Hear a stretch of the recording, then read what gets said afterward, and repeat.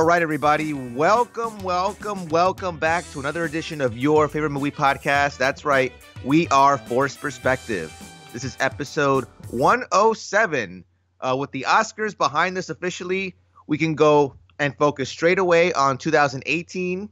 Last week, we started that journey by focusing on reviews of Black Panther and Annihilation. This week, we continue that journey with reviews of Red Sparrow, Death Wish, Mute, and A Wrinkle in Time. I'm your host, Sports Guy 515, and I cannot possibly continue this journey without introducing my No More Forced Perspective co-host, the Dean Martin to my Jerry Lewis, ladies and gentlemen, Adolfo. Thank you.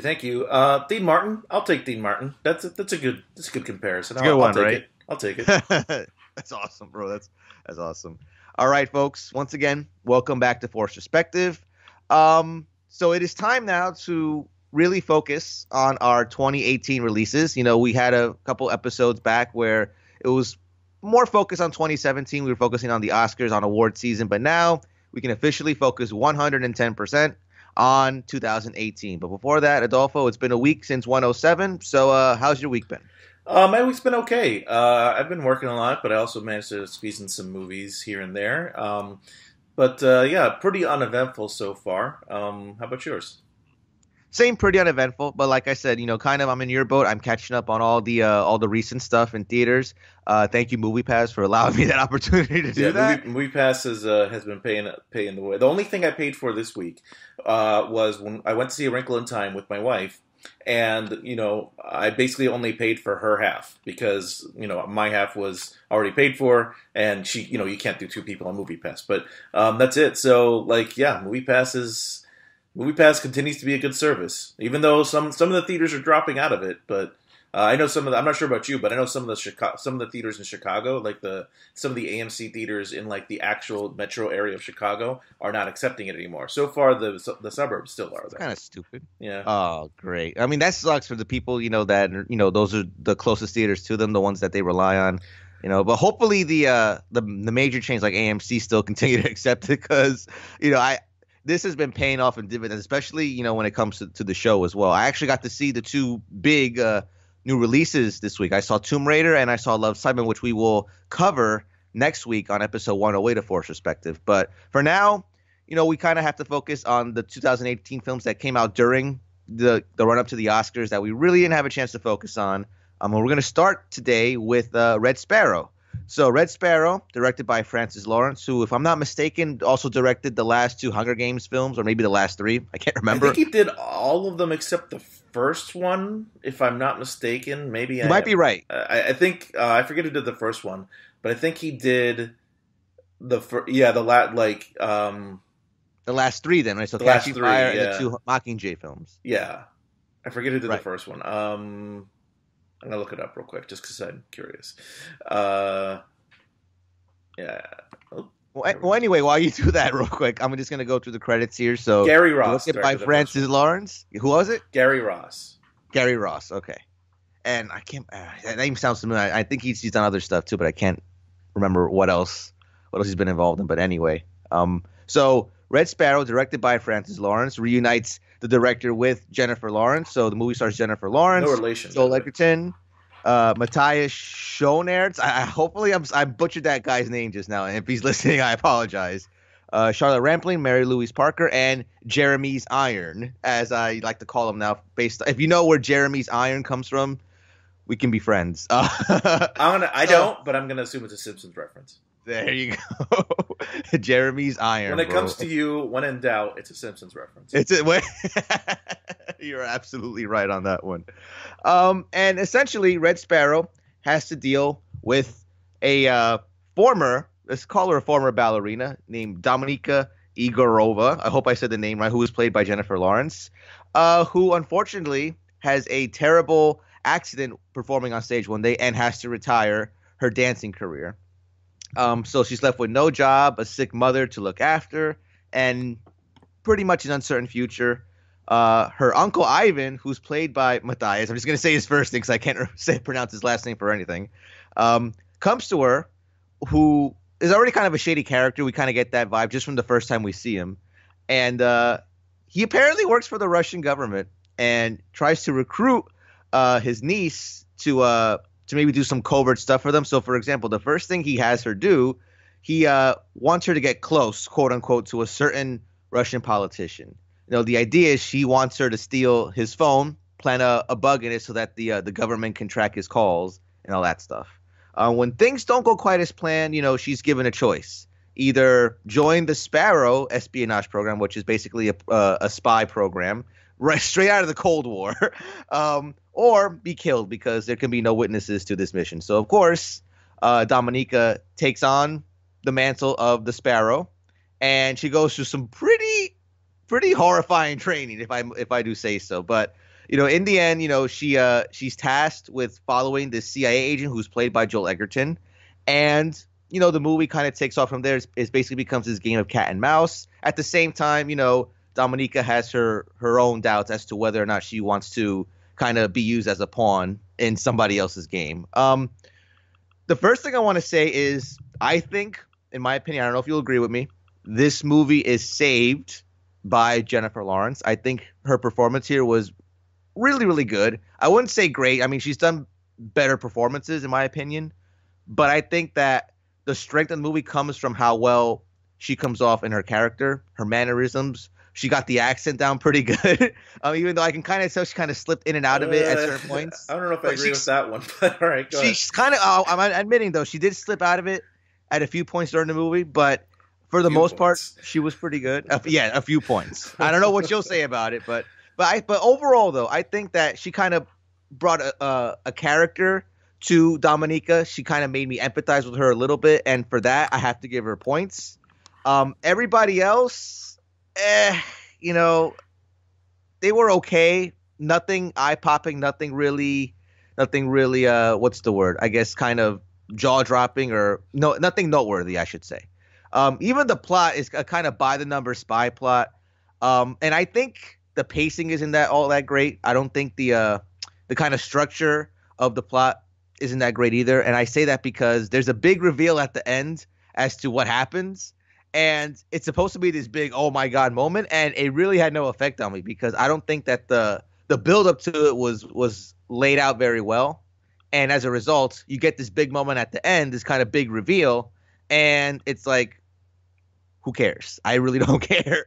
So that's where the film's failures kind of outweigh, the strength of, I feel, Jennifer Lawrence's performance, is that the plot is very weak, not structured very well, and the pacing isn't that great either. But what did you think of Red Sparrow? I'm a little mixed on it. It's okay. I wasn't bored by it by any stretch of the imagination, but I was just.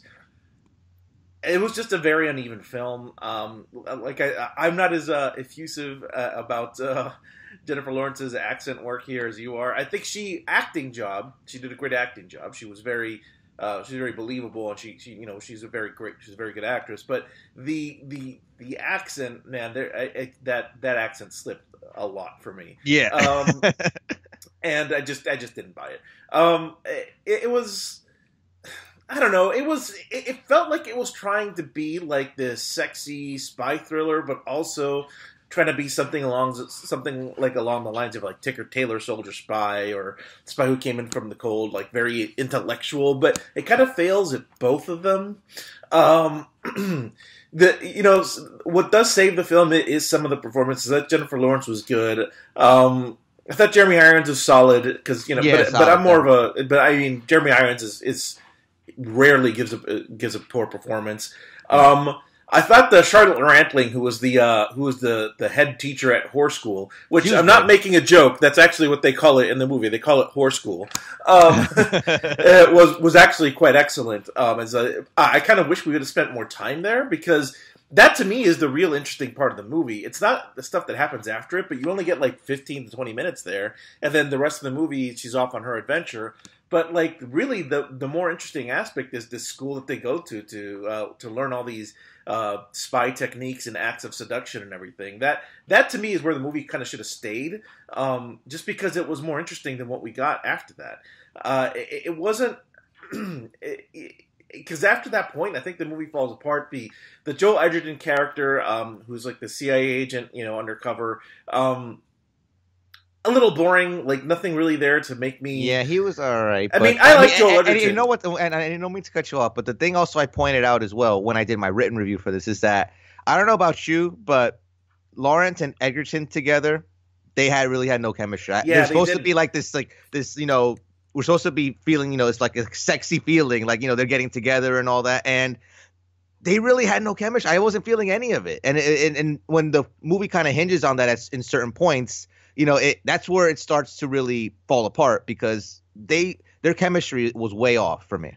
Yeah, I agree with you. It was not good. And I didn't buy that Jennifer Lawrence, went through this training to be this fantastic, seductress because she didn't really show it off. I mean, basically, all she did to get his attention was show up in a swimsuit at the pool and like a really revealing swimsuit, which, as a heterosexual male, was very nice to look at. But it wasn't like there's nothing in that scene that like after that showed her to be like seductive or cunning or anything like that. Like it didn't really show anything that she supposedly learned at the school. I mean, really, the only thing that she ever like shows off that she learned at the school is how to pick a lock. Like that's really the only thing that they ever show her doing that is at all, interesting to what she learned. And I think that's the problem with this film. It's just it tries hard to and here's the thing: the film is it doesn't pull any punches. It really goes for that R rating. There's plenty of nudity. There's a lot of violence. Like it's a violent film. Like especially like pretty early on too. Whenever we find out whenever after she breaks her leg, we find out that it was a little bit of spoiler here. We find out that it was kind of a premeditated attack on her, and then when she goes to get her revenge, it's a pretty brutal scene. And then her first encounter with the politician she's trying to introduce, that's a pretty brutal scene. So I mean, the movie pulls no punches as far as that goes, but it just I don't know. It just didn't do anything for me. It was really kind of bland. I mean, I'll give it this, like production wise, it was shot very well. Like it was right. The cinematography was on point. But it just fell flat to me. Like there's just not a lot there. You brought up a good point before, in that we probably should have spent more time at the school. And I agree with you there wholeheartedly because with Charlotte Rampling there, and I made a point to note as well that Charlotte Rampling had the second best performance in this film after Jennifer Lawrence, in my opinion. But the school, it gave me these the stuff that happens in the school and the way it's structured.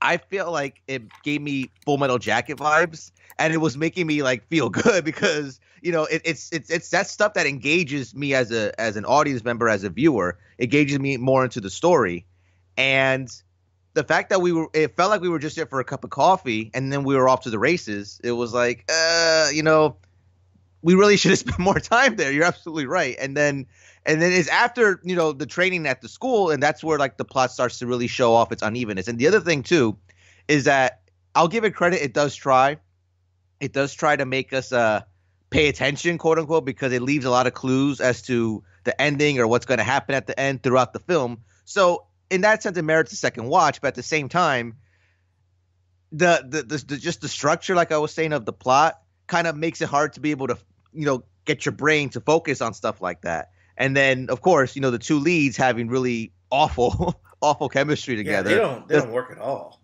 That doesn't help, that relationship aspect of the plot, move forward in a good way either. So it's one of those films where I watched it, it's okay, and then the moment I got home, I forgot about it. So, I mean, it's just one of those.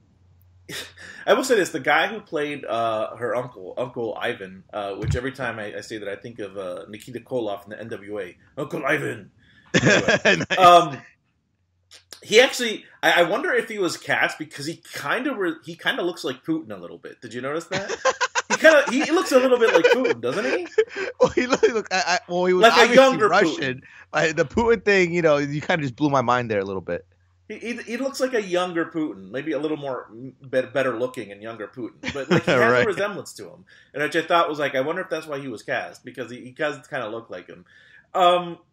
Yeah, you're right. It's just it's forgettable for the most part, which is a shame because it looks like they put a lot of effort into this movie, and Jennifer Lawrence, Right. clearly, um, you know, it's for an Like it actress wasn't, or but like you could tell, like her performance wasn't just for a paycheck. She actually tried for yeah, this. she got nude, and which isn't like easy for actresses, especially in today's day and age, like to get nude for a film, and it was for like not a great movie, you know. I don't know. Yeah, and then you're right that reveal at the end, like I'm not gonna say I called it necessarily, but I certainly wasn't surprised by it. It was like, yeah, okay. You know what I mean? It was they were trying really hard to make it seem like this, like, oh, look at that, look what they did. But it was just like, all right. If you're gonna go there, sure, why not? Okay. Like it didn't do a lot for me. Like because you knew that this particular character. And I don't want to reveal too much in case people want to see it. You knew that this particular character was probably going to get some sort of comeuppance. So whenever this happens, you're like, all right, sure. Yeah, it just didn't do much for me. Oh, same here. Same here. And I think that's what kind of killed the movie for me the most was that the ending was supposed to have this big impact, and it fell flat for me. Yeah, and then like you said, going back to the performance. Sorry, to the chemistry between Lawrence and Edgerton. There's a point in the film where the movie tries to trick you into where her allegiances lie, and this is kind of like towards the climax of the film where Joel Edgerton's character is in trouble, and she basically acts like she's not on his side, and then ultimately rescues him. That's all I'm going to say about it. And it's a scene that. It doesn't. I don't know. I feel like it should have had a greater impact, but it didn't because of the fact that their chemistry was so bad that I just didn't. It wasn't. It didn't have any emotional impact on me. Like, oh no, she's potentially betraying him here, right? Because I wasn't feeling it at all. Because it's like, meh, And then at the end, there's kind of the final shot of the film. They kind of play this little motif that they had earlier in the film to kind of say, hey, I'm still thinking about you kind of thing.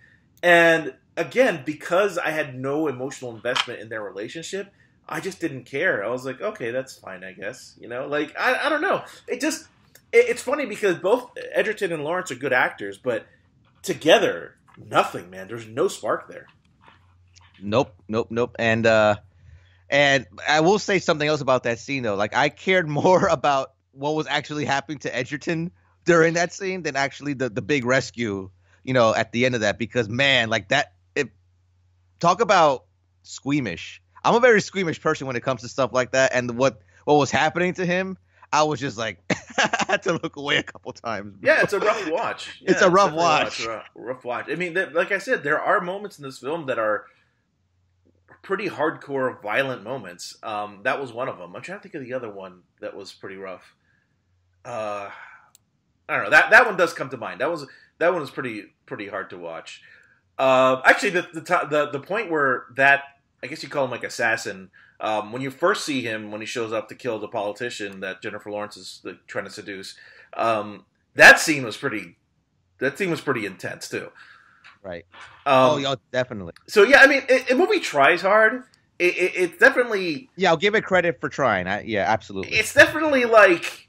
Not a horrible film. I wouldn't pay money to see it though. Like, it seems kind of harsh, but this is a kind of film that if like you see it if you see it on TV or something, you can watch it like for like until a commercial break or something. It's engaging sometimes, right? I was never bored. It was well produced, but it just wasn't. I don't know. For a spy thriller, I just wasn't that intrigued by it. Exactly, me as well. And like I said, it's one of those movies where you leave the theater, you're like, okay, it's not bad, it's okay, and then you get home and it was like, what was it about again? It's one of those.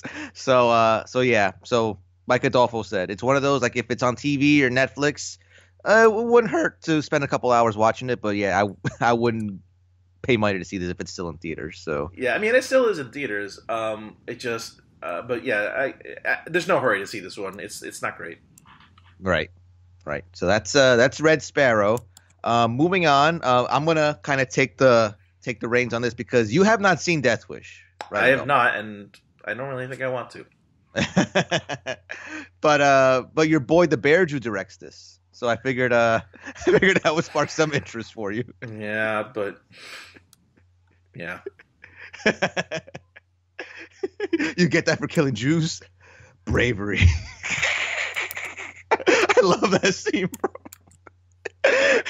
Oh man, Inglorious Bastards. We've talked about it enough on this show in the past, but go see it. I'm probably gonna watch it again after we end this. But anyway, so Death Wish, directed by Eli Roth, the Bear Jew, Donnie Donowitz, starring Bruce Willis, Vincent D'Onofrio, our boy, Elizabeth Shue, Dean Norris, and Kimberly Elise.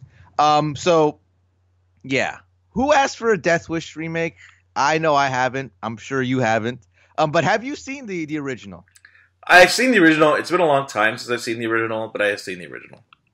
Awesome. Yeah, that's awesome. I did pick up the original recently because I think it was re-released as a steelbook to and the time it with the new remake. So I picked that up. I haven't watched it yet, but I'm definitely gonna plop it in at some point. I have a stack as high as freaking the Leaning Tower of Pisa, bro. I do know that like the sequels got They get progressively worse. Yes, and, that's absolutely right. And I think a couple were made by Cannon Films, the great Cannon Films. Oh, the great Cannon Films, which we talked about a lot on the show in the past. And you know what? I think I've seen several of the sequels, and I feel like they all blend together for me. So to the point where I can't remember which is the original Death Wish and which is the sequels anymore.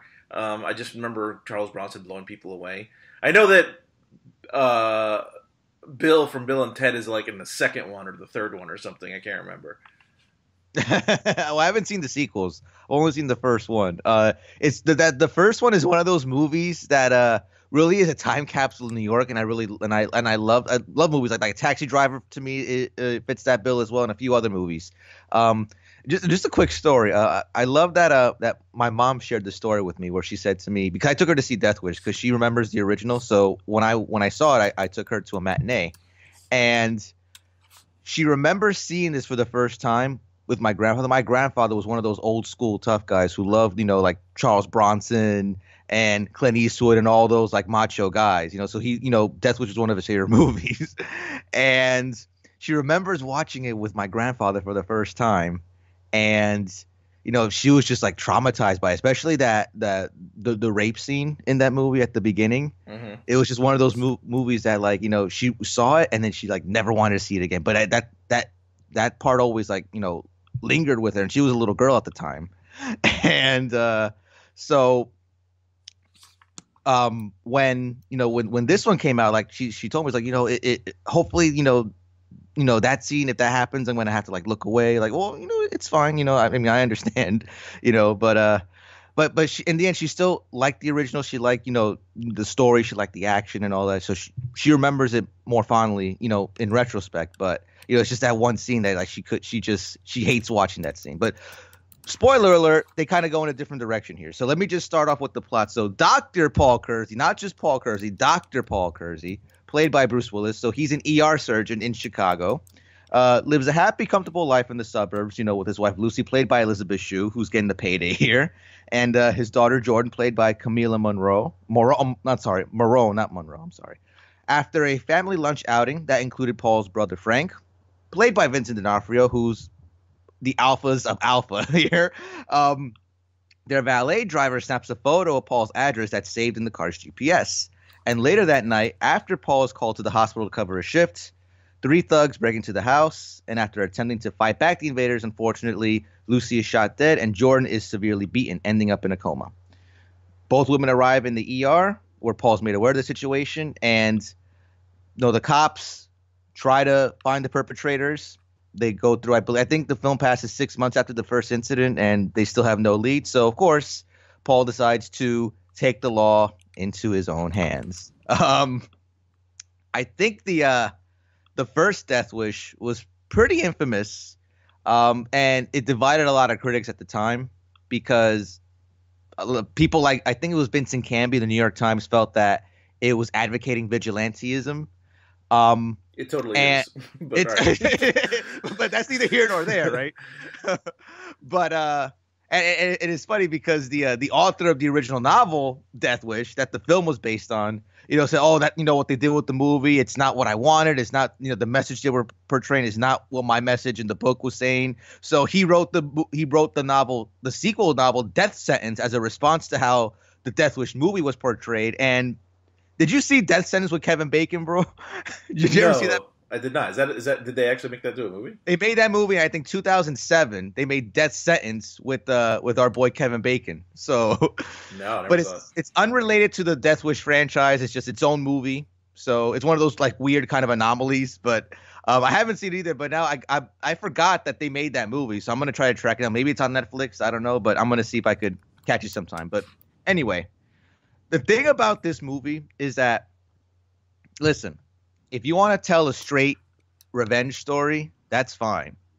But the thing that kind of annoys me, is that Eli Roth, I feel, doesn't know if he's anti-gun or pro-gun, because there's a lot of mixed messages in this movie. I think there's one that they show in the trailer where, like, where Bruce Willis goes into the gun shop and, like, the girl's helping him, like, oh, we have all these guns here. And I think she tells him straight up, she goes, you fill out this paperwork, you get your background check, and then like, in a couple of days you get your gun, or something to that effect, where it was almost laughably bad how bad the background checks were. So I'm sitting there watching that, and it's like, is he trying to say something here? And then later on, when Bruce Willis has this arsenal of guns, it's like, okay, so I guess it's cool to have his arsenal of guns. It's like, okay, so he's trying to kind of placate to both sides, and he's kind of failing at doing both, so that's why I feel maybe that's not what he's trying to do. I think, again, he's just trying to tell us straight up, my wife was killed, my daughter's in a coma, I want to kill these rat bastards type of story, and on that level it succeeds. If you want to turn your brain off for a couple hours and just watch Bruce Willis beat up people, because that's what he's there for, because he's not there for his dramatic acting, because it was pretty terrible here. So if that's all you're looking for, Bruce Willis shooting up bad guys, it gives you what you want. There's no complaints on that end. The plot is pretty stupid, because the way it's written, it's very I don't want to say lazy writing, but I'm just going to call it lazy writing, because a lot of these moments that Paul has throughout his journey of getting revenge, I call them lucky moments, because they're written purely out of convenience. In real life, Paul Kersey would have died after the first incident.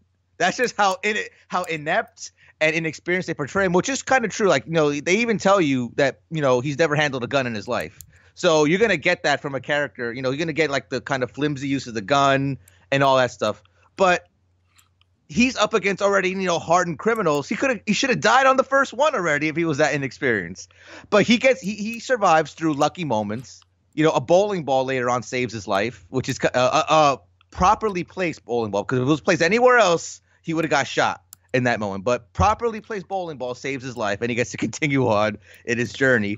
But it's just stuff like that. That it's just so hokey. It's just there out of convenience. They kind of wrote him into a corner, and they had to like kind of get him out with these stupid moments, these stupid little cliches. So that's basically what we get for a couple hours. Again, Bruce Willis, you try to have sympathy for him, but at the same time, like, he kind of counteracts that by smiling at really inappropriate times. So it's like, okay, like, your wife is dead, and now you're smiling about this? Like, am I supposed to feel bad for you? That's the vibe I was getting. So, he's no Laurence Olivier. He's no Daniel Day-Lewis, obviously. But, like I said, if you're here to see him, be the macho tough guy and beat down bad guys, he gives that to you in spades. I gotta be honest, now that you said that, I have the overwhelming desire to see Bruce Willis in Phantom Thread. You're like, I don't want my asparagus with too much butter. Bro. But anyway, but the real star of this movie, to me, the MVP, is, of course, the alpha, Vincent D'Onofrio. He tries harder than he really has any right to, and it really brings out the character of the brother who's trying to kind of steer his younger brother, I believe he's the younger brother, into okay, you got to stop doing this. you had to think of your daughter and all that. But he makes it believable, and you sympathize with him. You sympathize more with the brother than you do with Paul, and that's kind of what we're left with here with the performances. And then the other thing that kind of bothered me, but this is more of a nitpick, is that the film is set in Chicago, and what they try to do is they try to bookend a lot of the segments of the film with these talking head radio hosts saying, 90 murders this month in Chicago, 200 murders in the first 3 months, and it's just adding to that cliche of Chicago as this freaking Los Angeles wasteland from Escape from LA and shit.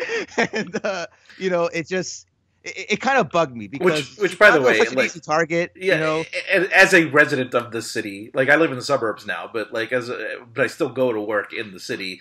It's like, yes, we have our problems with gang violence, but it's not this fucking like you said, like Escape from New York wasteland, like war zone that the fucking gun nuts portray it to be. It's not like that at all. Like spend like one day here and you'd know that it's not like that at all.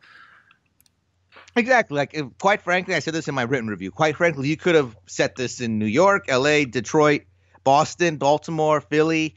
It would have had the same effect.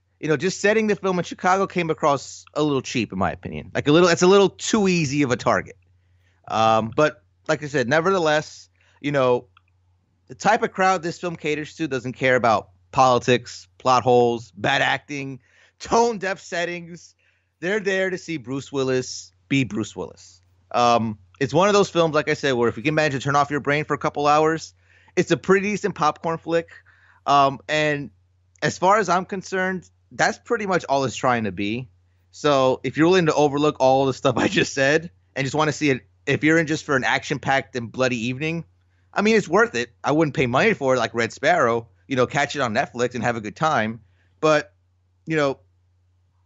the one question I have, and I'm going to repeat this again because I said it at the beginning of the segment, is did anyone really ask for a Death Wish remake? And if your answer is the same answer I have, you could probably skip it and just go rent or go buy the Charles Bronson original because I'm sure it's vastly superior. And, I've certainly seen the criticisms of the film, like, it's a little tone deaf, coming out at this time when we were having such a big conversation on gun violence and things like that. And, that's not the movie's fault, really. That's poor timing on Eli Roth's Absolutely part. Poor timing. I think maybe the studio, if I was a studio, maybe I would have delayed it until some of this stuff dies down. But, the liberal progressive, in me is like, well, this stuff won't die down, so, who knows when it'll die down, and it shouldn't die down, and, regardless. Despite the fact that, especially if you go on my Twitter, you know how vehemently anti-gun I am. And I'm not trying to make this a political thing, but I'm totally okay with violent media like Death Wish, for example, because I'm okay with because I can distinguish fantasy from reality, right? And I totally understand the fantasy element of wanting to get revenge, on people who have wronged you, and this certainly comes off like the first one did as a quote unquote dad movie, like the Taken movies are, or like like where it's just like it seems like a movie targeted for middle-aged dads, who feel like they've lost, a little bit of their masculinity and they want to feel like men again. You know what I mean? This kind of comes off that way to me. So, and to echo what you're saying, did we really need this movie? I mean, we have the first one, and if you're really just gonna remake the plot for most of it and just kind of just have a mindless action movie, then I guess, like, what's the point of that? Like, this seems like every time I saw the trailer, you take Bruce Willis out of it, it looked like a straight-to-video movie. It looked like a straight-to-streaming movie. Like, I don't see why this needed to be made. I haven't seen it. I'm not planning on seeing it. But it's just kind of one of those, like, who cares? Yeah, I think you pretty much just summed it up. Who cares?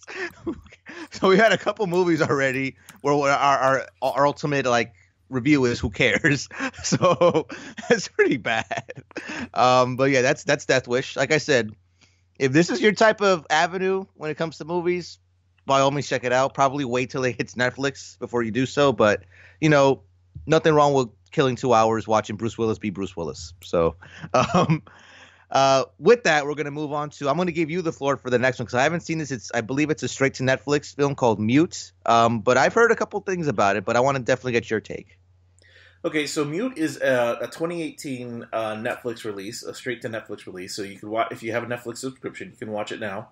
Directed by Duncan Jones, who was responsible for the movie Moon from a few years back, which is an awesome film. But also responsible for the World of Warcraft movie that came out a year or two ago, which not that I've seen it, but apparently not so awesome. The film revolves around this. The film revolves around the guy who was raised as Amish, who had an accident as a young kid and became basically mute. He had his throat was cut, and he wasn't. And from that point forward, he wasn't able to communicate with his speech. In the movie flash forward to the future where he's an adult, and this is like the future that looks like kind of like Blade Runner, right? It's like very neon, very noirish, lots of flying cars, stuff like that. He works at a bar. His girlfriend goes missing, and the rest of the movie is the kind of this detective story of him trying to find out where his girlfriend went and what happened to her, all the while trying to get information while not being able to speak. The movie also that guy's played by Alexander Skarsgård. The movie also stars Paul Rudd in like kind of the villain role, where he's this other guy who's trying to basically get up. The film takes place in Germany, and they don't really explain the world that this takes place in, but basically he's an AWOL soldier trying to get out of Germany and trying to avoid capture from the military. I don't know why the U.S. military is in Germany they don't really ever go on to explain that. But the film kind of connects to the movie Moon because you occasionally see flashes of Sam Rockwell's character from that movie, even though they don't really connect. It just takes place in the same universe. But that as an aside. So Paul Rudd is trying to get out of Germany, and he's trying to secure these fake passports through this mobster. And you know, Alexander Skarsgård's his name is Leo in the film. His investigation is kind of keeps hindering Paul Rudd's attempt to get out. So that's the basic kind of plot of the film. So if you look this film up, it has gotten some pretty terrible reviews. It's rocking a 13% on Rotten Tomatoes right now, and it's on IMDb. I believe it's like in the 4s or something. Oh, it's 5.4 on IMDb. I gotta say, I feel it's a little harsh. Now, I'm not gonna say the film is perfect. It's not. It has a lot wrong with it. The mystery is very easy to solve. Like this, pretty much 25% into the movie, you kind of figure out what has happened to the girl and who is the one that is responsible for it. So the big reveal at the end, you're like, yeah, I figured. You know, it wasn't. It's not very. It's just it didn't do anything for me, right? And there's a whole subplot with a character played by Justin Theroux who's like a pedophile in this film, and it literally doesn't need to be in there. He's not relevant to the plot at all. I mean, he does one thing to kind of drive the plot forward, but that could have been easily written out or written some other way. But other than that, he has no real purpose in the film other than to be a creepy pedophile, and it serves nothing to the overall story. The mystery's kind of whatever, but what I will say though is Alexander Skarsgård's performance is really good in this film. The direction is really cool. Like the world that they built. I mean, this isn't a cheap movie. Despite being straight to Netflix, this is not a cheap movie. I don't know how much they spent on it, but it looks good. It looks like Blade Runner. I mean, it's the cinematography's on point. The visual effects are really good. The production design makes this look like a really cool, unique world. So it's really, I kind of give movies a lot of credit whenever they look like they have a lot of production value, put into it, It's just that the story itself is not great. I think that it would have been more. So the one thing that's introduced early on is that this character is Amish, and he's like in this kind of really techno noir world. But they don't really do a lot with that. I think it would have been a lot more interesting if they would have kind of explored that aspect as well as the mute aspect. But they really kind of focus heavily on the fact that he's mute over everything else. So I don't think I'm going to give this movie like a glowing recommendation, but it's actually not bad. If you have Netflix, it's only like an hour and a half or something like that. Maybe actually no, it's like 2 hours. It's about 2 hours. It's not. It's a pretty entertaining movie for the most part. I really don't understand like the hate it's getting and why it's so scored so low when it's really not that bad. Apparently the movie was kind of stuck in development hell for a long time. But basically, Netflix is out there buying scripts left and right, and it bought this from Duncan Jones and made it into a movie. So, I'd say it's worth a watch. It's not going to blow your mind as a great film, but it certainly was entertaining. And just don't expect too much from the mystery, because you'll probably figure out the mystery pretty early on. Okay, I mean, there's a few. Excuse me. There's a few films on my Netflix queue that I have to check out, and I'm definitely going to add this one to it. But I'm getting a good vibe from what you're saying. I have just kind of took a peek at the reviews. You're right. They're not very good. They're not good. But I mean, no. I'll give this a chance though. I still have to see Cloverfield. I haven't even checked that out. Yeah, I haven't seen Cloverfield yet. Apparently, that didn't get good reviews either. But yeah, it's a fun movie. It's just watch out for the fact that it's the mystery is easy to solve, and the Justin Theroux character is completely unneeded and unnecessary, and just kind of adds a creep factor that doesn't need to be there. But other than that, it's a visually stylish movie, and I always give points to movies for being visually stylish. Like, we'll talk about this in another film coming up, but I'm always going to give points to movies when they're visually stylish, whenever their plot kind of fails. Right, absolutely, and that's the perfect segue, I think, to go into our final film. Our main event film of this episode. So, A Wrinkle in Time. Disney, did you not get the message? You tried A Wrinkle in Time already. You're doing it again. And with equally, I don't want to say disastrous results, but equally mundane. Let's just say mundane. Equally mundane results. Before? Yeah, they did. I think it was a made-for-television movie in 2003. They did A Wrinkle in Time. Disney did it? I didn't know that. Yeah. So this is Disney's second outing, with this story, and now both times they made it very mundane.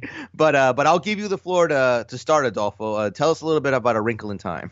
Oh, well, where do I start with this thing? A lot of people have said that this. I mean, so this is a book by the same name by Madeline L'Engle. I'm not sure how you pronounce her last name.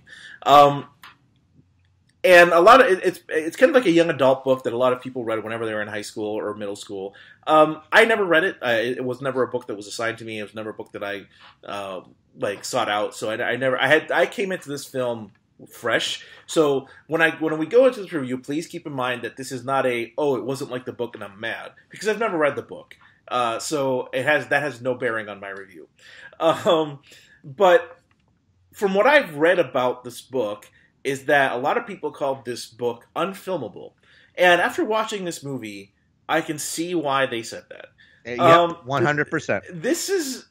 It's a very difficult film to describe. So basically, because the plot is kind of all over the place. So basically, we have a teenager called Meg Murray, who's the daughter of two astrophysicists, both played by Chris Pine and I love saying this name, Gugu Mbatha Raw.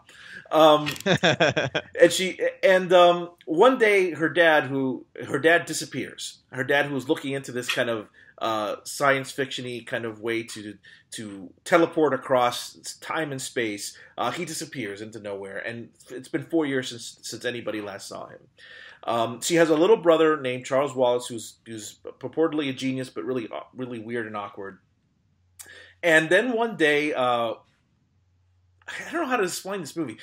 Crazy Mrs. Whatsit, played by Reese Witherspoon, shows up in their house and says, "Oh, they're going to go on an adventure," but then she disappears, and then they find Mindy Kaling in a house somewhere, and then basically says the same thing after saying some cryptic stuff, and then she disappears, and then the next day they get visited by giant Oprah, and then she finally takes them on the adventure.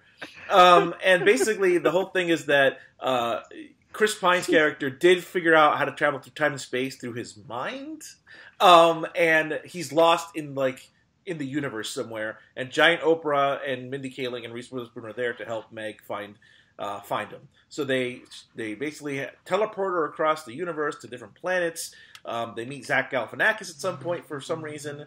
And then they eventually make it to this big black thing that is destroying the world, destroying the universe or something. The It, bro. Not It. Not It. The It. Yeah. It reminded me of there, or else Stephen King's gonna sue you. Yeah. It reminded me of like the Nothing from the Neverending Story. And once they get there, the little brother gets possessed or something, and then she says she loves him, and then everything turns out okay, and Chris Pine comes back. That's the movie. And I don't really... That's the plot of the film, and I don't really know how else to talk about it, because it doesn't really make a lot of sense. And I'm big on sci-fi and fantasy and genre films, and I can follow along movies pretty well. But this was... Dude, I came out of this movie, and I'm walking out of the theater, and I'm thinking to myself, wait a minute.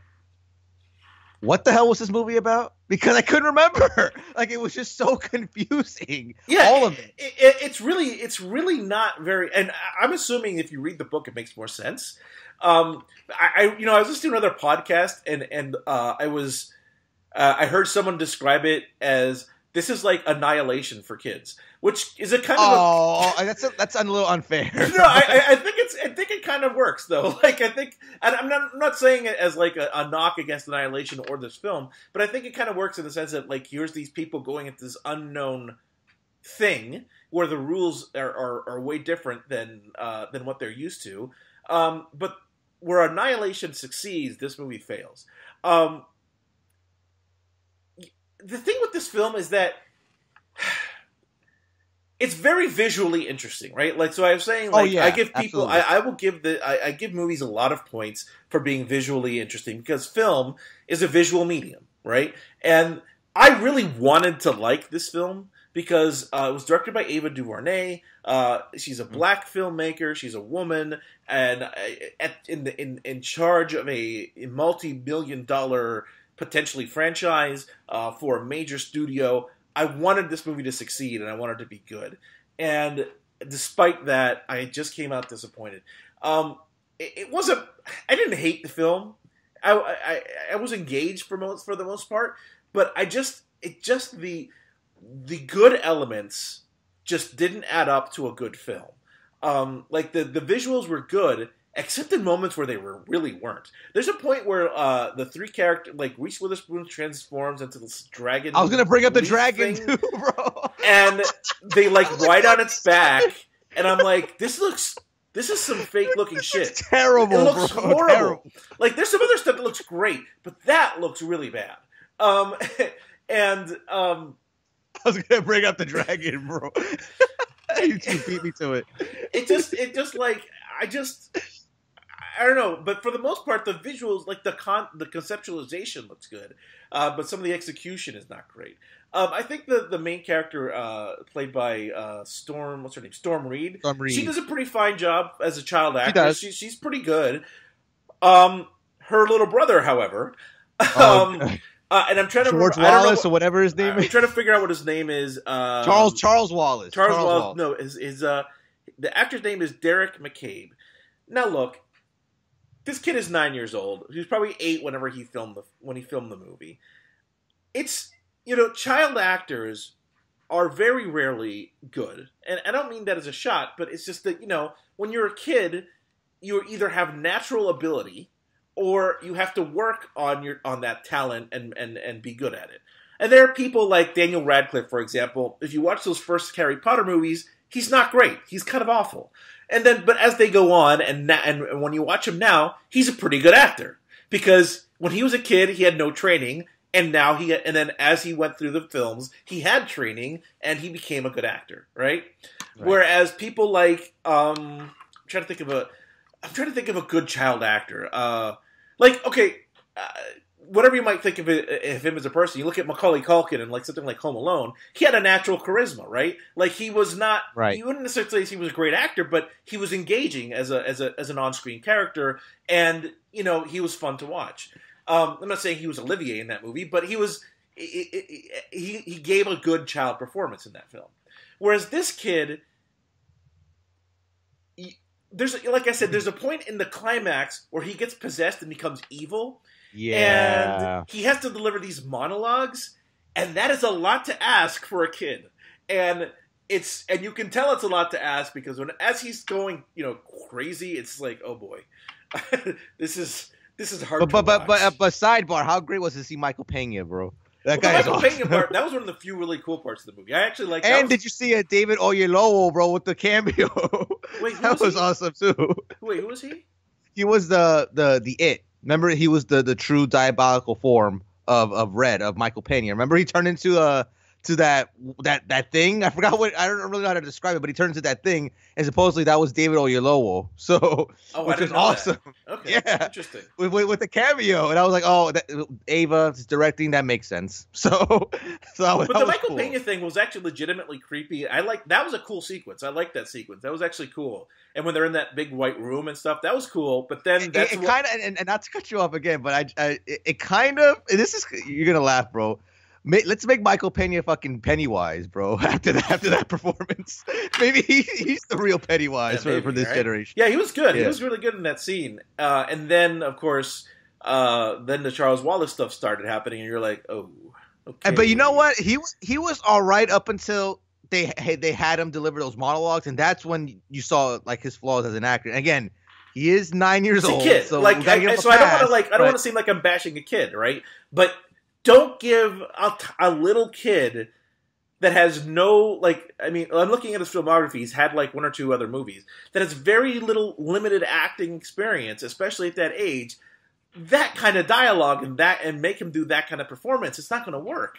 It wasn't creepy or anything. It was just like, okay, this is not great.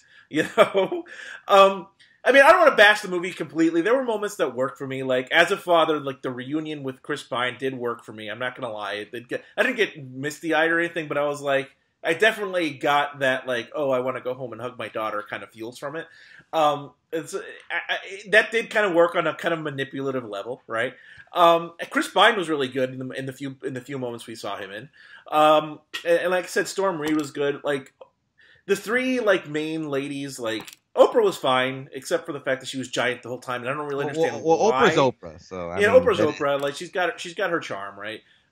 Mindy Kaling was okay. It was kind of a character you haven't. They didn't give her much to work with. Yeah, and Reese Witherspoon was kind of like, okay, so you're just doing Legally Blonde here. Like it didn't really.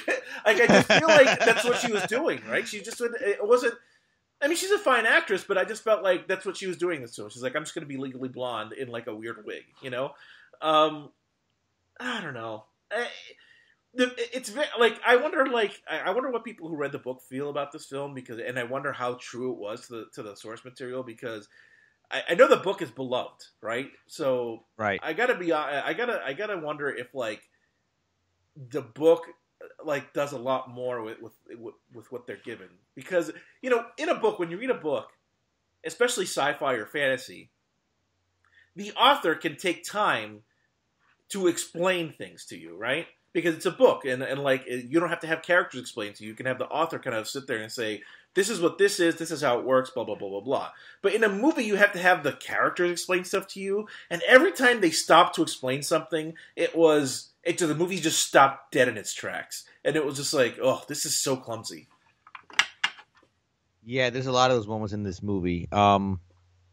My sentiments pretty much echo your sentiments. I really wanted to bring up the awful looking dragon, but you beat me to it. I was gonna be I was putting all my eggs in the dragon basket, but yeah, this was confusing, and I say this as somebody who's never read the book, never really cared to read the book, but I said, you know what? It's Disney. It's Ava DuVernay directing. How bad could it be? And oh man.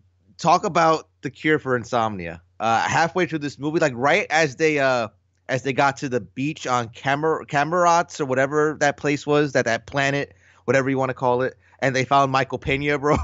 And right as the monologues were starting from Charles Wallace, I got the heavy eyes, man. I'm like, oh god, they're putting me under this spell. I'm like, it's like Mr. Sandman was around. I'm getting sleepy, and that's not cool, man. Right in your climax, I'm falling asleep. That's bad.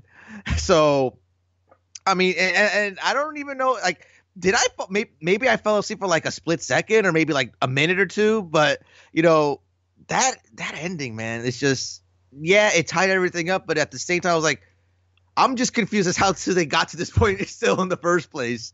I still don't understand what I just watched, what's going on, who are the witches or the what's-its and the whatevers, and why Zach Galifianakis is there. Like, I don't get any of it. And here's the thing too, and it's kind of a sidebar, but I don't know if you saw, there was this article on IndieWire that came out, I believe either this week or last, where they talked about the very true trend that's happening lately of people giving bad reviews to let's just say minority films. I think Black Panther was the latest victim of this, but because the movie's so good, it was kind of able to get past that. Yeah, really hurt that box office. Exactly. I think they brought up The Last Jedi as one of those examples as well. But in the article, they're trying to make it seem like, oh, that's what's happening with A Wrinkle in Time. That because, Ava DuVernay is a director of color, it has a diverse cast, that people are just giving it bad reviews because of that. No, don't give it that free pass. This movie kind of sucked, you know. So if it's getting bashed, it's because it sucks. Now, I'm not trying to discredit the premise that yes, that does happen. You know, like I just said, there's two films that they've been trying to do that with. You know, these kind of right wing fringe, you know, groups that are trying to purposely give things bad reviews because, you know, it has diverse cast, diverse directors. But don't give that pass to A Wrinkle in Time. This movie just sucks, you know. Like don't give it that crutch to kind of sit down and say, oh, it's really good. It's just, you know, the racists that are bashing us. No, the movie just sucks. So that's what I'll criticize that for. That it's trying to give that movie a pass when it really doesn't deserve a pass. But again, to echo your sentiments, the visuals are pretty good. There's moments where like you can really tell it's CGI, like the dragon sequence, and it really kind of took you out of the movie. Storm Reid is really good. You know, the three other leads, you know, Oprah, Reese, and Mindy Kaling, they were all right. You know, nothing special. Chris Pine was all right. For some reason now, I keep trying. My brain wants to call him Chris Penn because of that time that Big D on Facebook called him Chris Penn, but it was Chris Pine, and we're trying to tell him, bro, Chris Penn is dead. That's the guy from Reservoir Dogs. So now because of that, I keep wanting to call him Chris Penn. But anyway, but. Other than that, it's just, you know, the film. I mean, they've already tried twice to make a movie out of Wrinkle in Time. It's seemingly been a failure both times. So I really don't know how filmable this is. And like you said, the novel it really is beloved. It's one of those, you know, favorites that a lot of people have. One of those classics that they consider, you know, classics. And the fact that it can't be adapted, I guess rightfully, to the screen is kind of a sad thing considering the popularity of the book. So I mean, I almost think that they should. It almost seems like this movie should have been a series.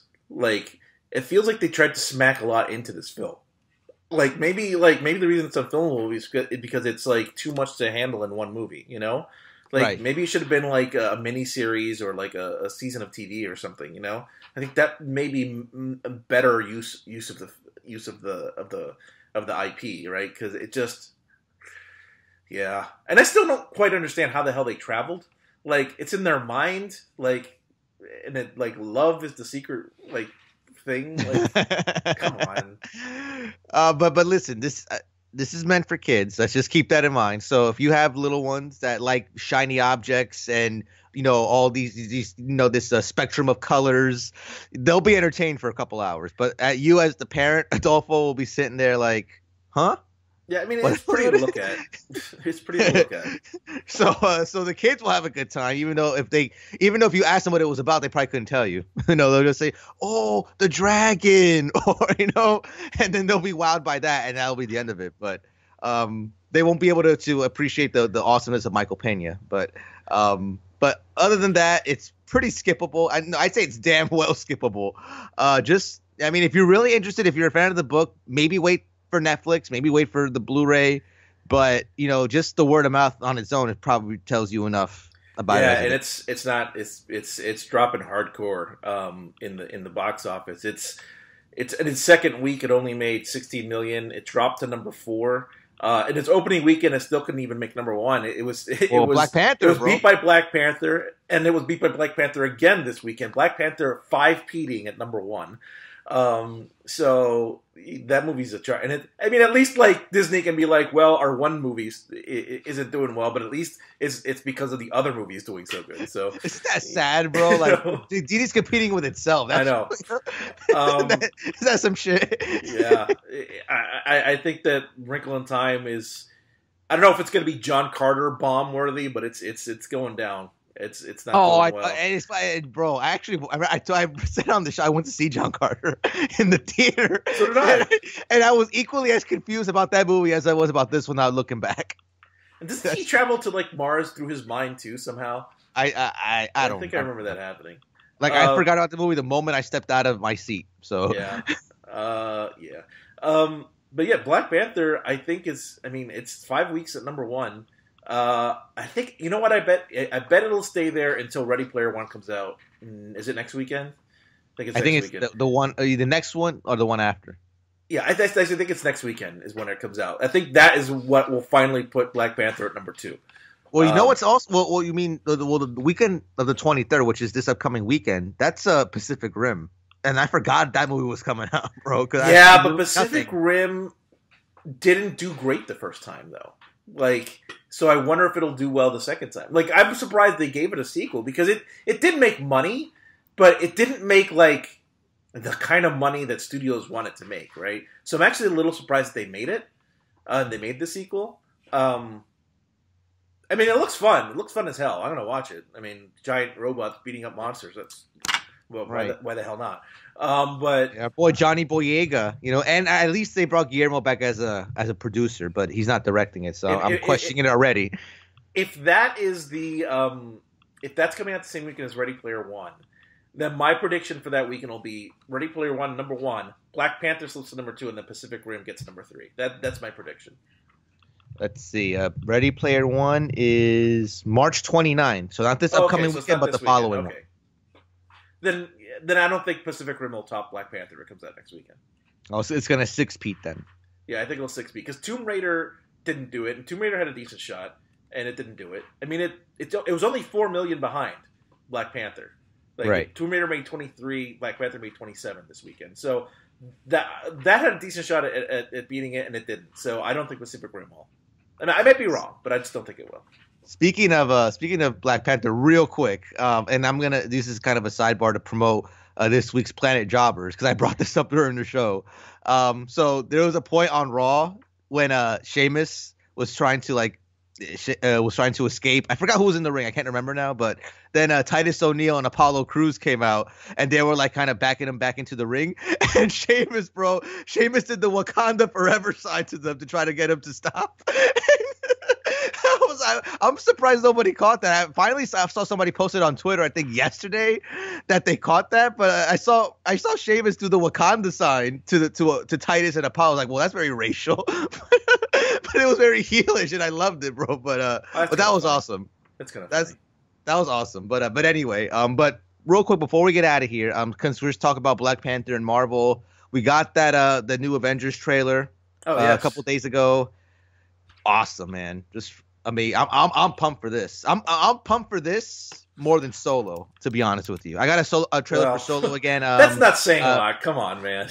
I got another trailer for Solo. Well, I think it's the same one. I got the trailer for Solo again during I believe it was Tomb Raider, and yeah, I'm not feeling that, bro. I'm not feeling that one. But Avengers, I mean, I can't wait for that one. That's gonna be awesome. Here's the thing: your plan is good, except it sucks. So let me plan the plan, so that way the plan will be good. Oh my god! I'm really looking alpha and wacky contained in that one film. I think the universe could implode. I'm really looking forward to the interaction between Star-Lord and Iron Man because I think it's gonna be fun. And I like the teaser at the very end is like I'm Peter. I'm Doctor Strange. Oh, we're using our made up names now. I'm Spider-Man. That was good. So yeah, it looks fun, man. Like I hope it. The one thing I'm worried about this film though is like it has a fuck ton of people in it. Like, is it going to like be too bloated? You know, I mean, it's not just the Avengers. It's the Guardians. It's Doctor Strange. It's Spider-Man. It's Thanos. That's a lot of shit to get in one movie.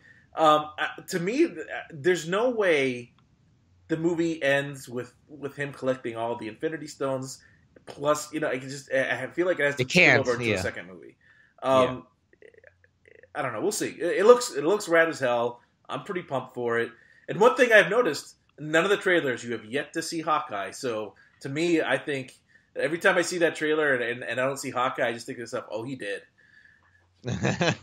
Hawkeye's gonna die. If Hawkeye makes it out of this film alive, I'll be shocked as hell. Well, I mean, I always like to look at small victories when it comes to things like this. And the small victory when it comes to Infinity War is the fact that our boy Benedict Wong made the poster, even if he is on the top right corner in a very, very small portrait. But our boy Wong made the poster. He did get in there. That's small something victories, we never talked about. We never talked about during our Annihilation review that like he was like in that movie, like he was in that entire movie, and he never took that stupid mask off. Yeah. Benedict Wong, bro, our boy. But he made the Avengers poster, so that's awesome. Also, I don't know if she made the poster, but also in the trailer, Princess Shuri got in there, which I was pretty happy about. I think she's in the poster. I think. Is she? Is M'Baku in the poster? I know he's in the movie because I saw him in the trailer. M'Baku, I don't think he's on the poster. I think it's just Shuri, Okoye, and Black Panther are on the poster. That's pretty. But Shuri made it, I think. So that's this again, small victories. I mean, she's probably only in for like one scene, but whatever. Exactly. But anywho, I think that's gonna wrap it up for Force Perspective episode 107. Again, any questions, comments, or feedback, send an email to fpmpodcast@gmail.com. You can also follow the show on Twitter at FP Movie Podcast, and we are also on Instagram at FPM Podcast. You can follow us on our Facebook page. Just look up the Force Perspective Movie Podcast on Facebook, and our show page will come up. You can also follow me personally on Twitter at SportsGuy515 and Adolfo over at Adolfo_Acosta. Adolfo, plugs. Yeah, EssentialFilmsPodcast.com is the website. Follow me on Facebook at The Essential Films. Also on Twitter at Essential Films. And our YouTube page, which you're probably listening to this on, or if you're listening to on a podcast, YouTube.com/Adolfo J. Acosta. Awesome. So next week we're gonna kind of tackle a little more of these recent releases. We got Thoroughbreds to talk about. Tomb Raider, Love, Simon, and I hesitated for a bit because I really do want to talk about the fucking hurricane heist. And it's not called the fucking hurricane heist, it's just the hurricane heist. But I'm trying to make arrangements to get Draven back on for this review because it's one of those movies. If you remember our infamous 999 review that we did way back when, it's going to be something to that effect. So the hurricane heist hopefully will be on next week's episode if I can get Draven on. Adolfo, you need to go see that fucking movie because you're going to have a good time for all the wrong reasons. But hopefully we can put that into our next episode. But do you have any final words before we get out of here? No, I'm good to go. All right, everybody. Watch out for giant Oprah. Look out for giant Oprah. So with that, on behalf of Adolfo and Sports Guy 515, thank you again for joining us. And until next time, we are out of here.